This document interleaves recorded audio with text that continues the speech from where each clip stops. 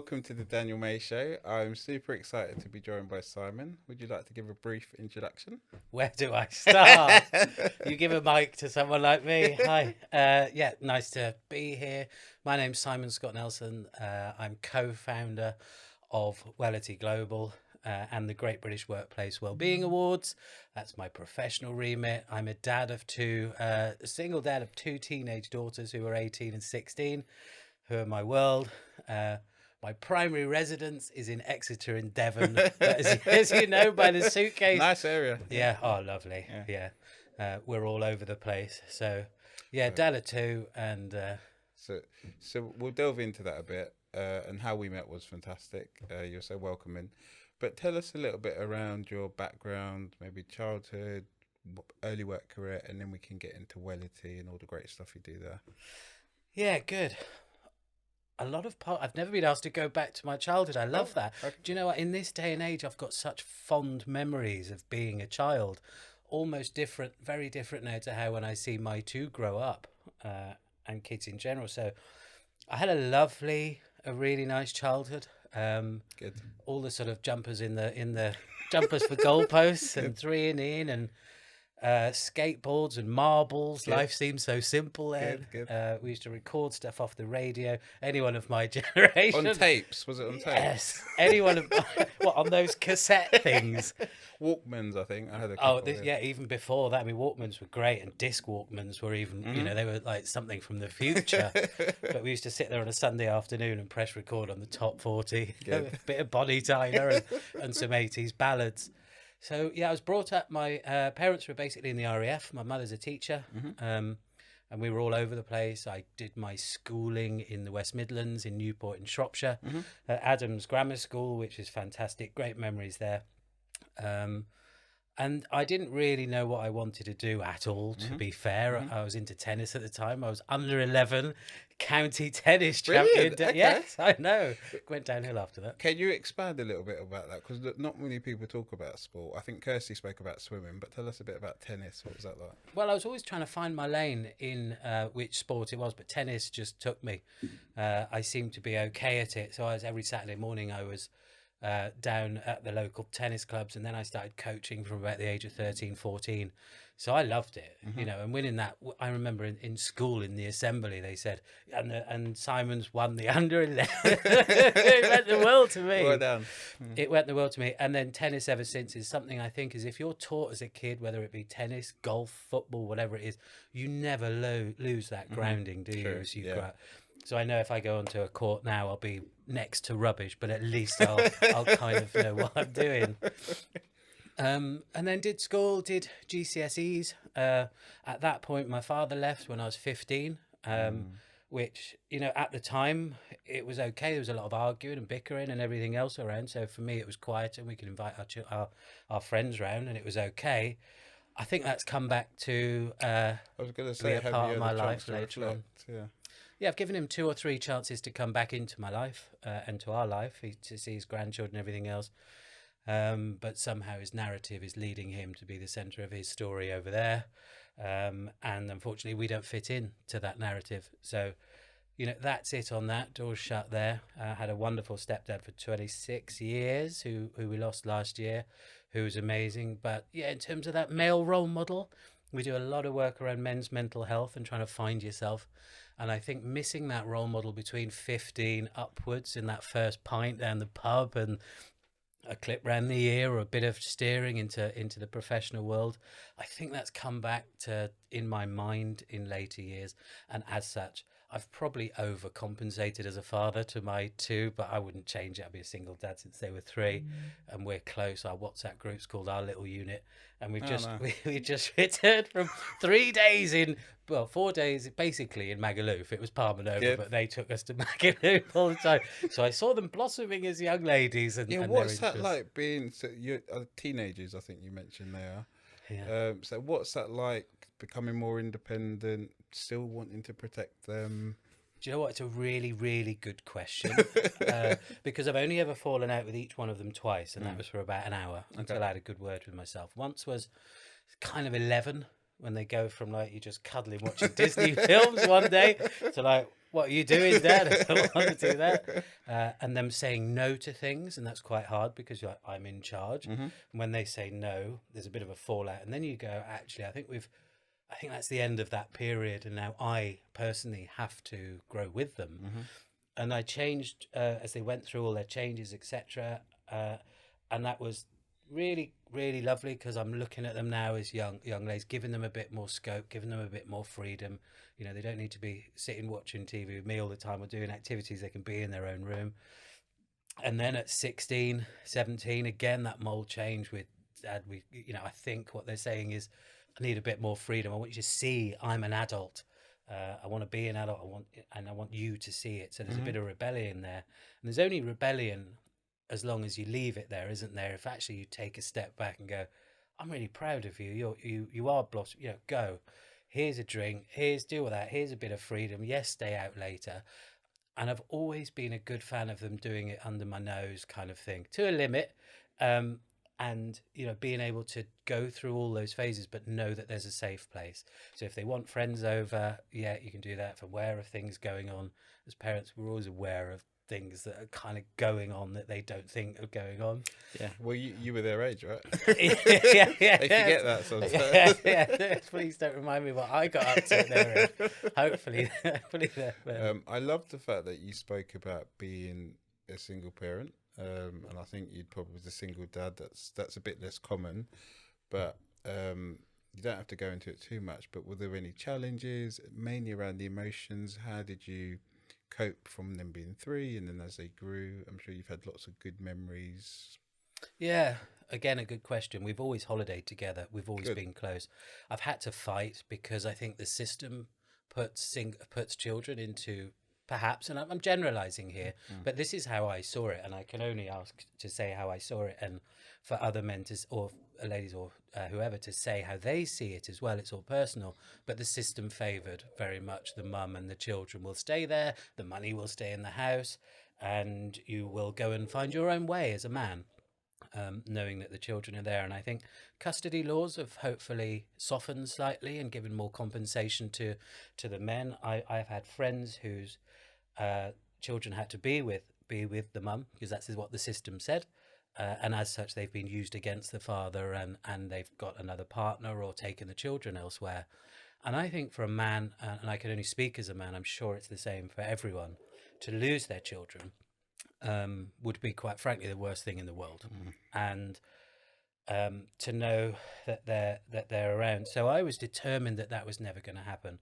Absolutely determined. I remember going to parties where I was there, and all the other different family members and community of the villages were there where they were, and it was just me. Numerous times it was just me there, and I was determined to be there and show that presence. You could say, was that really necessary? Because I was fearing, and there was no fear. Actually, the girls weren't going anywhere. They never have. This was up in my head, and I think I didn't want them ever to think that their dad was going to leave them like my dad left mine. And I wanted them to know I was always, within distance. So anyway, we're really close. It has been emotional, but not because of their bad behaviour, just because I genuinely think I'm going through a period of slightly grieving what I'm losing with them. And Molly is the eldest, and they're both beautiful daughters. And Molly is traveling she's just come back from a bit of traveling, and she's going away in November, December for a year. She's going away to like New Zealand, Australia. Okay. Will we ever have that? I mean, basically we live together all the time, and will we live together again? Will we have that time? Will she go and meet someone? Will she go and move somewhere and stay abroad? And I'm thinking I'm really going to cherish the next 4 or 5 months. And then Phoebe, the 16, 17-year-old is coming up now, and we'll live together, and all of us. But I'm kind of making the most of it now. I'm kind of cherishing the times. And it's quite weird when you say, is it emotional? It's bizarre because you want to be there all the time. Like, I want to look at them and watch them and see what they're doing. And already we've been to bars together and stuff, but there's a limit where they want their dad around, right? So at the same point, you've got to stand back and try and watch from afar and give them the freedom. But yeah, get me onto my kids. I'm yeah. So lots of navigation, appreciation going on. Well, good luck. Reevaluating as well. Good luck. That would be a hard trip. Yeah. So I'm sure there'll be lots of FaceTiming every day. Yeah, you said they know I'm there. I bore them on FaceTime, if I'm honest, because there's only hi, how are you? Yeah, I'm fine. Right, are you done? Yeah, all right. Love you. Well, yeah, love you too. Cheers. Oh, okay. Just it's quite to the point. Okay. Yeah. So you and your co-founder started Wellity. How did that journey come about? What happened beforehand? What drove you guys to do it? Because I think it's quite fantastic, actually. Thank you. Thank you. It was two different journeys that collided to form Wellity Global, where it is today. Now in 70 countries. It was very different before. I, after education, went into university, didn't know what I was doing there. 3 years on the South Coast, spent fishing on the pier, on the fruit machines, everything else. Because you just drifted into education, didn't you? And you were told that it was the right thing to do. I know kids and young adults are more wily now about what they want to do and how the limits of the curriculum may be to their interests. But I did that. I came out. I was a estate agent in 1998 and in Middlesex, and then moved to Devon. And in 2009, I set up my own estate agents. That was all I'd really done professionally, so it made sense. At the depths of the recession, I thought that everyone was no one was selling anything, so I was as good as anyone now. It was the only time I could be as good as anyone, or the business could be as good as anyone if no one else was selling anything. And then that grew, and we had about 4 letting agents and a couple of estate agencies there. And in 2017, sold that and had a bit more time on my hand and wanted to do something fairly philanthropic. And actually, the girls were about 10 and 12, 13 then, and everyone was talking about children becoming isolated, childhood obesity, but going into their bedrooms, locking them away on their TVs and everything else. And I wanted to do something to change that because, Good. hero. But I didn't have a clue about what I wanted to do. And so the version 1 of my business was to help children talk about food, talk about mental health. If everything was going viral, it was to make these conversations around sugar and eating and isolation and friendship groups, those go viral as well. And it was a brand that was for children's health. Anyway, I didn't know anything about fashion, clearly. And I didn't know anything about anything that I was doing. And I threw hours and hours and hours at this. And then the occupational phenomenon of burnout, I was very, very aware of that. And it was my first real experience of mental health. I know we've all got mental health, I know that now. But I'd never experienced really poor mental health until I was burnt out at a point where everything seemed to collide in my world. So business went, or that idea of a business went, relationship that I was in went, house had to be sold that I'd always dreamt of for my life. I was worried about being a parent because what is this role modelling I'm doing? My dogs went into a downward spiral because of all this. Now, I'm a big boy and I've had relationship breakups before. I've moved house about 20 times during, in and out of coming out of the initial relationship and trying to build my life together again. And all of these other things. But when they all come at the same time, the cumulative effect of house, business, money, financial anxiety, on all of these different stresses, I just sat back and went, does anyone else want to punch me in the face? Because I've got zero energy to fight anything now. And we look at when I look at Sadie and the academics team now, and there's a thing called the Doddsman's curve, which is the burnout and the prolific downward spiral that you can go down.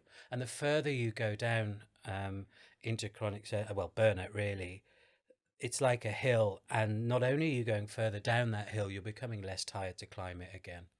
And I liken it really at the time to having a snow globe that you're shaking frenetically. And in there is like, what am I going to do? I'm a middle-aged man. I can't be a sports person anymore. Well, I never could, but really, because that was just talent, lack of it. But I couldn't do that. I'm too young to retire. And I haven't got any financial security. I'm rubbish. I am rubbish as a man. I've done nothing. And of course, at that time with brain fog and everything else, you lose all your memory. I had no memory of having a big business before in a state agency, even being a good dad. You literally just isolated my emotions on where I was then, which was a really poor human being, actually. And so that's how, of course, reality said something different, and those around me who stuck with me and loved me. But the snow globe, I was shaking with all of that emotion and just had to be put down. Enough time for that snow to settle, and actually I could see what was valued in the middle. And I went through a long period of getting myself back together, took a year or two out with another job that was completely unrelated, but it just didn't have any authority. And I went through a period of chop chop, which is something, a coin that my eldest daughter said, Dad, you just got to chop chop these people away who you're either wanting to impress or can't impress, or are dragging down on your, dragging down on you negatively. And I did, and I chopped everyone around, got my community really tiny to my family and a couple of really good friends that I was with, and slowly built myself up again from at one point not having any self-esteem. I was called irrelevant once, and I was just, and that's how I felt. So I think truth hurts. At the time, it probably wasn't, as bad a thing to be called, but at the time when you think you are as well, you just like, and I've got that appreciation now to how men, only because I say that because I am one, is can relate to that feeling of nothingness and that emptiness inside, and not having enough time to claw things back, and I've run out of time, and all those. And of course, you do have time, and only when you take step back from everything can you look at it and go, wow. And I got hypnotized once about 2 years ago. Tell me if I'm talking too much, by the way. No, this is great because you're talking about burnout. You're talking about the impact. You're saying some quite powerful words, which are quite refreshing to hear. No, so please do continue. Yeah. Well, I got hypnotized, and someone said, "Where are you? Look back." And I looked back at this man over his computer, not knowing what to do, chucking hours at something, worried and in tears a lot and really deflated. And they said, "What would you like to do to that man?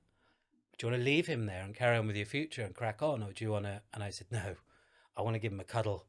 I want to go up and let him know that everything is all right, and that everything you're worrying about, financial, money, material stuff, it's irrelevant. It really is irrelevant. You've just got to really just relax and take the self-pressure, the self-pressure that you're giving yourself." And we do put ourselves under so much pressure. Once that's alleviated, and now of course that person is really part of who Wellity is and who I am as a person, and everything. It's like a superpower going in. So anyway, that's my journey. And then I looked around to say, what can I do to this new knowledge of mental health and well-being? If I struggled like that, no way am I letting anyone else. I had a compulsion to change. And I looked around then. I'm not trained in it, and I never say I am, because I'm not. But what I did have was a bit of time on my hand, a bit of money from the sale of the house, and a compulsion. And I looked around to see who was the best person in this field, the most accredited academic lead, and I found Sadie Restrick on the World Wide Web, on good old LinkedIn. Good. And I didn't expect her to return my call or anything. And we had a cheeky Friday Zoom. We call it that because in the message it was fancy a Friday Zoom. And I think we were all locked down at the time, and it was like there was nothing else to do. So it was like, right, glass of wine, Zoom. How you doing, Sadie? How you doing? Yeah, this is me. This is you. I've got time and compulsion and a willingness to write off the next 5 years to do something brilliant and amazing. What have you got? 450 different products and services ready to go. I'm here on my own with a small team, and I want to get these out to the world. And it was a marriage made in heaven in terms of business. Everything that I had, Sadie didn't. Time, going out, liking to talk, as you can tell. Sadie, academia, 12 years in it, good. Clients, and immensely driven with her own personal story, which I'm sure she's either told you or she can tell you. She whispered. And the two came together, and within 6 months we'd co-founded the Great British Workplace Wellbeing Awards. We'd down tools, and we'd moved to, or I had, and the office moved to Essex, and we grew a team. And it is the most inspirational, the most rewarding thing apart from the outside of the children and family that I have ever done, and each morning is getting up to make a difference. And the organizations have grown. It's now in 70 countries, hundreds of different products, hundreds of facilitators around the world. I say hundreds, not hundreds, but over 100 facilitators around the world in everything from menopause, burnout, anxiety, middle-aged anxiety, to phone addiction, to parenting, caring, grief, any speciality, with a sole aim that we can keep organizations now off Google, so that they have a one-stop shop of everything academic-led in terms of facilitation around every awareness day in every community, LGBTQ+, elderly carers, ethnic minorities, whatever it is, that there is someone trained there that has been proven, so that they, they're going into that safe space and change lives within that organization. This sounds really good. So we'll follow up on that point after the podcast. But I guess tell us about the award ceremony this year. How was it? Was it bigger and better? Was there a famous actor from Go Compare? How was it in your experience? Well, this year they seem to let anyone in. I don't know what the criteria was for winning. I was hoping he would have done the Go Compare, but he didn't. So. I would have done it with him. You were there. Yeah. You won. It was terrific. And your table were amazing company. And congratulations. What did you win? Best physical initiative. So Legal in General, we're for 4 years now, we do the Summer Challenge. We get thousands of our people to get involved, give to charity. I think probably the main reason we won is because we give a lot of money to good causes, but we also educate, give back, help schools. So we're doing more this year. I won't spoil the surprise, but we're doubling our contribution. So at some point, if we put ourselves forward, you can see all the good work we've done. I hope you do put yourself forward and Legal in General, and there is so much good work. This year is bigger and better. Now, the GB's awards were set up in the depths of the pandemic to champion those people who were really coming forward in a time that I hope we'll never have again, really. That feeling of permacrisis, which is a word reserved for drought, financial insecurity within a company, tyranny and everything else, these long periods of uncertainty. And people were coming to the forefront to do little, I don't know, wine Friday nights. Do you remember on Zoom? Or they were really worried about the isolation of their teams and wanted to bring everyone together. And lots of quizzes as well. Yeah, that's how they started in 2020, and they've just grown. And this year we might hopefully have Wyn Evans from Go Compare. Oh, he was great. Yeah, he's great. He's a good friend of Can you ask him to do it next time? Yes, I will. He won't need asking twice. But he's a good friend of Wellity's now, and has co-hosted twice and hosted it twice now for us. And I've interviewed him live on stage for 20-25 minutes, and he said it was his first public interview that he'd had it live in front of people, and I believe him because he was quite raw in what he was saying, and inspirational at the same time. So this year is February the 22nd in the Lancaster, I believe, and it's due to be bigger and better. We have a judging panel that includes the likes of... You've opened your nominations, haven't you? Yeah, the nominations. I saw something on LinkedIn till the 2nd of November. I could be wrong, something like that. The nominations have opened, and on September the 14th, there's a virtual conference which interviews all the winners from last year. And that live stream conference will allow people to see what best practice means in whatever sector it was, whether it was the Southwest Ambulance, who won the overall, through to each divisional category, whether it public sector, private sector, big initiative, small initiative, financial well-being, mental health, whatever it is. So they're being streamed on September the 14th, live stream. I've lined up Toby. He's great. So to be fair, he's the one he created it. He drives it. I just helped to amplify. So he's literally the right person to speak to. So he when he does this interview, he can give away some of the tips and what we've done and the history. So it went from 200 people and 20 grand to last year it was 1,500 people and giving away 100 grand. And this year we're doubling it. So wow. Yeah. So round of applause. Yeah. But it's terrific, and it's those people that really have an invested interest. So it's not necessarily a position within an organisation that we celebrate. Usually it's maybe an ERG or someone who heads a community, whether it be anything from, like I said, from parents, LGBTQ plus, whatever. But it's highlighting those people who really want to make that tangible difference. The heartbeat of the awards is those people who want to make a tangible difference, and it might be that's on an organisational level or a personal level. But yeah, it is huge. And the judging panel, we are securing more judges as we go, from the likes of West Ham United, Charlotte Tilbury, Benefit Cosmetics. Brilliant. There's just loads. Knock it. There's all of these global wellbeing leads, but it's HRD, L&Ds, training, whoever's wants to make that difference. And so the criteria and the benchmark is set really high. We don't really do any of the judging. It is down to the panel, and they'll see all the awards. But yeah, Brilliant.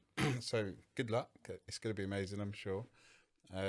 Next question is just around the 5 ways of well-being. So you started to touch on them, and you're a big advocate for training. But what do you do to keep learning, keep your brain active, to help others?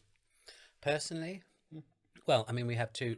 Our strapline at Wellity is better every day, and that can be very, very small incremental steps of just better's a pretty personal word. But the other one is ABCDE, always be continuously developing and evolving. And I'm very fortunate that in work I sit next to the world's best. I sit next to Sadie Restrick. I do, honestly. I'm watching her perform. I had a masterclass only yesterday in central London when she was talking to this huge, great firm, and it just rolls off the tongue. And you know, when she does the speeches at the Great British Awards, it's just there's no Script. auto cue. Yeah. I mean, I am auto cue led. I've frozen. I can't do it. Sadie is just like bam, and it comes from the heart. And so I'm sitting next to that all the time. So professionally, I'm being developed every day. I'm sure I could have 6 degrees now if I sat down and did a test, because I've been absorbing it all, and the stuff that she does for the academic team who deliver around the world. Personally, there's always work. There's always work, isn't there? And it's balancing up physical fitness, where I have goes up and down, if I'm honest. How do you keep active? That's a good point. Yeah. I have a gym opposite the office in Good. Essex, and I have a gym near where I live at home. I mean, I don't say I use them that often, but I would like to. I have loved the gym. Do you prefer weights or cardio? Wait. Okay. Right. But I would love to use them more, and I don't think there's any better feeling, you know, when you're on it, when you're doing it, and you know you can crowbar 20 minutes into any day, no matter how busy you are. True. But when you're not on it, going that 20 minutes, you think, well, there's no point going for 20 minutes. That's not going to make a difference, is it? Good point. Yeah. So my daughters keep me online with nutrition, because I'm very much a 70s, 80s person. So give me a pasta and chips and I'm fine. But nowadays, the teenagers into juicing, into blending, into Intermittent shakes fasting and vegan. sobriety, all these things, you know, they've gone through their drinking and out into sobriety before I've even known that they were in and enjoying shots. Now, they still have a good time every so often, but they're not led by the sort of booze, banter and burnout culture that perhaps we were. And actually that changing narrative is something that's huge at the moment, that intergenerational split, that we've now got 5 generations in an organization, and how boomers and zoomers is kind of how it can be referred to. And the boomers language up here of that, how it was, and this is how it should be, because of the changing landscape now, and essentially the Zoomers now wanting to be, you know, full of value and principles, and work for an organization that cares about people and planet, and some of the narrative is, yeah, but just, you know, let's get on with it. Let's get on with it. And they're going, well, I will, but on my terms. And so this shift is something that's really interesting at the moment. And the currency of someone who has been in work 30, 40 years in some industries is quite interesting to look at, because it almost sometimes doesn't have the same currency when they go to pass it down, because the working landscape's changed. So much, and you think, oh, my heart goes out to these people, because all of that knowledge, here you go. And they go, well, it's changed a bit. We don't work around, we don't work those hours, we don't cover those territories. I think when my stepdad, who we lost last year, unfortunately, but Sorry about that. he used to drive 6 hours to an appointment, drive 6 hours back. And now you can do 5 appointments on Zoom every day. So it's some of the stories are quite fun to listen to. So sorry to hear, condolences belated, but you mentioned role modelling earlier, and you were quite positive about your stepdad. Were there any good lessons he taught you, or any ways he behaved which you might emulate today? Yeah, loads. I mean, it must be said that I've got my role modelling off my mother, and She is full of unconditional love Good. and a beautiful lady. So, Mum, if you're watching this, you're a beautiful lady, and I wouldn't be any of the man I am today. She's supported me through and through and through, and it's that unconditional love that all I want to do is pass on. And Brian, my stepdad, was, still is in my mind, but was obviously physically just very fair. I think that's the thing. Fair is what he was, true to his word. If he said something, he'd do it, even if he realised later it might have been misjudged. But I'm doing it because I've given someone my word. Commitment. Yeah, commitment, fair, generous, very straight. In this world of BS and fluff and guff, and one of his phrases, which will stick with me, does stick with me, is especially around social media, is only believe half of what you see and nothing of what you hear. And that's really stuck with me, because you really have to read between the lines in what's true and what's Critical not. thinking. Love that. Critical thinking, but also backing yourself, as in, hang on, I've got 48 years of knowledge here. What do I think? Not what I'm being led with the media, and I never watch the news. I haven't watched the news for years. Me too. You just can't. You turn it on. It's like It's catastrophe. It's nonsense. It's terrible for It's people's mental health. Yeah. It's terrible. I don't know what is going through. When you think about reporting and the person It's reading just it dramatized and watching it, and very selective. So yeah, and hyper focused on certain things that could get people really worried. And in this world where people have got enough to worry about, you just that's what sells. Yeah. Unfortunately. Yeah, I just worry about people's mental health. That's all. And that certain generation that will sit in front of the TV and believe because you're being told something. And I just worry for them. That's all. But from what Bry said about believing nothing of what you hear, only half of what you see, makes you think, I'm going to judge this myself. I'm going to take a step back and think about this. So yeah, all of those qualities of being true, fair. He had a big company himself that he ran. So he was good to his staff, good to his team, and very good to us. Good, love that. Giving back. So I know as part of what you do, you mentioned about generous from Brian. How do you give back? And I think there's two ways you can give back. You can give back with your time and your expertise, or you can give back monetarily. But what do you prefer? I mean, there is no doubt that when we can, the business will be making us some sort of a foundation to support others. we already have a lot of ideas around International Men's Day, International Women's Day events, and the Great British Workplace Wellbeing Awards to really champion people who are going that extra mile. And when we can, the foundation will be set up. It has to. Brilliant. Apologies. So that is how that will be done. And in terms of our time and giving back, really, we are just trying to work as hard as we can when people need us at the moment. And I know you could say, well, working as hard as you can, you're a workplace wellbeing company. When you're doing something you like, it's not, when it's not work, when it's, I often say, what else would I be doing? Sitting on a sofa, doing stuff that I don't really want to do. This drives us all. And we have a team who really want to make a difference. So we give back all the time with organisations, and with the time that we're not like as solicitors. We don't set the clock.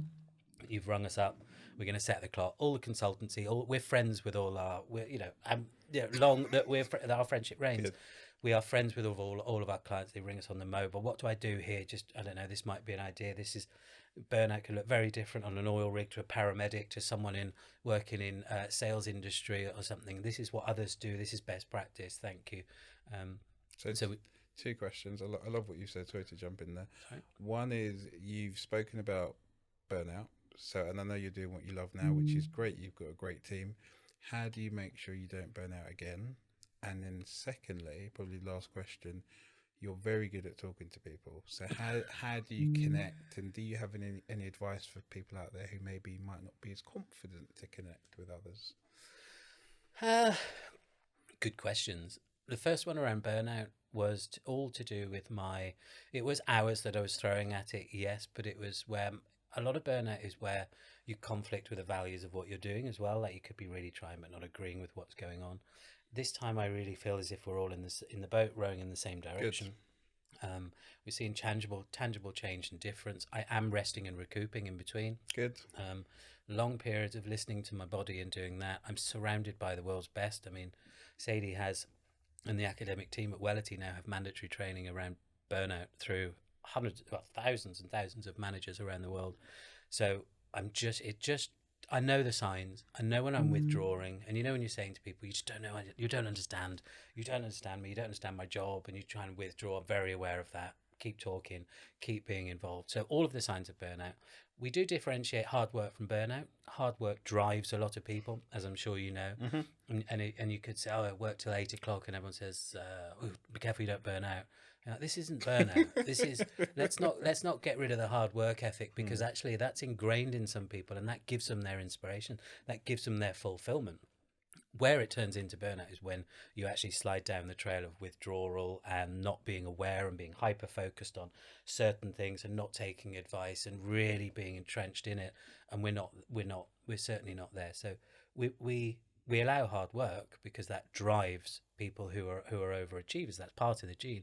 But that overdriving and wanting to perform and be at your best actually is one of the genes of burnout. If you don't have that, you don't keep driving yourself. So we're very, very aware that we have Flexi Friday on a Friday. We don't contact each other in the evenings, and we have weekends very safe. So actually, it's almost a 4.5-day week when we're all caught up, and that's fine. And we do alleviate the pressures on each other where we can. Good. And then final point, I could talk to you all day, Simon, as you know. Connection. How do you go about it, and how could others go about it to make it feel more natural? So when I was down, when I was through the floor in my self-esteem and I couldn't get eye contact with anyone, I thought it was absolutely useless.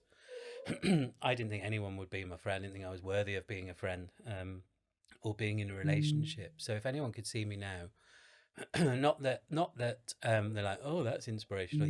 He's talking and chatting, but there is always a way out, and it took time. Now the thing about being really down is that you gamble more. So when I was down professionally, I thought, I've not got long left. I'm 40 something. I've got to do this. I've got all these plans for retirement. I'm never going to be able to do them. So I gambled more, and I was applying for jobs of CEOs here and like multinational companies, thinking that's where I want to be, that's where I should be. And of course, that's not where my experience was. So I was being continuously disappointed all the time. So my advice would just be to calm down. It's almost therapeutic when you think about it. Take the pressure off yourself, go for chop chop, get a good group around you, alleviate the pressures and start really small. And I've realised that where my passion comes through is mental health and well-being and making a difference. Had I been, no, I really want to do something and something else, I would have been a lost sheep. So be yourself. Good. and like when I refer to my children who are 16, 18, like, Dad, I don't want to do geography, I don't want to do physics, I don't want to do chemistry. I'm like, well, I don't blame you. if you're not going to do a vocational thing and be a doctor or something that requires 4 or 5, and they're brilliant professions, but if you're not going to do that, what do you want to do? I don't know. I want to dance. I like makeup. I like traveling. We'll do something in traveling and makeup and dance then. And I think that would be my advice to anyone else, is not look at what you want to do professionally. You've been hardwired into, I must do this and I want to do this and I'm judging myself on this. Is what do I actually like doing? Where do I light up outside when the cameras are off and I'm at home? Whether it's drawing, whether it's journaling, whether it's just talking to other people, and start small and realize that you do have time.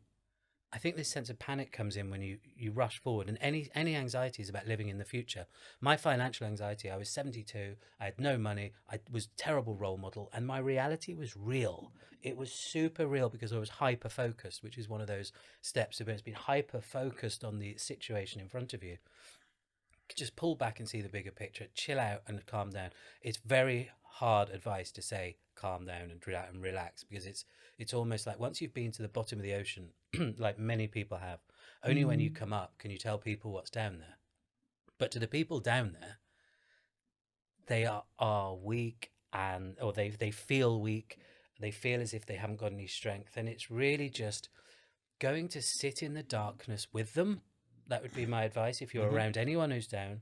And rather than fix them and try and pull them into your world, is understand that what they're going through is terrible for them, and that they're sitting there in a world of pain and distress, and they just want someone to come in and sit in their darkness and see through their eyes. And I would advise that in anything, and that's what I wanted, someone to come and sit and go, I understand, I can see, wow, you've had all this, and that alignment and taking someone with you.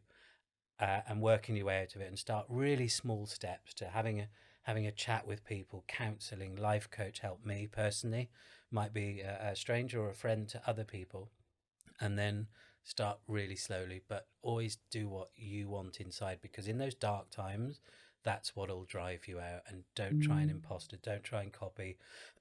Just be yourself, and you've got time. Honestly, you've got time to change or to develop, and breathe. Brilliant. Lots of personal stories, some gratitude in there as well, some great tips, and sounds like the stuff you're doing at your firm is great. So continue to do it. We'd be happy to support you. And thanks for coming on.